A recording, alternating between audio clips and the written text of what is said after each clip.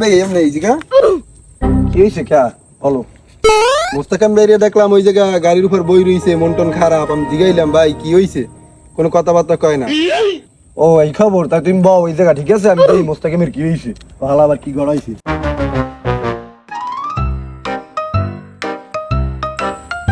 মোস্তাকিম কি হয়েছে তোমার, মন টন খারাপ করে বলে যে বই রইছো, সাগর কইলে আমার দ্বারে কাহিনী কি তোমার, কি কও দি আমার দ্বারে।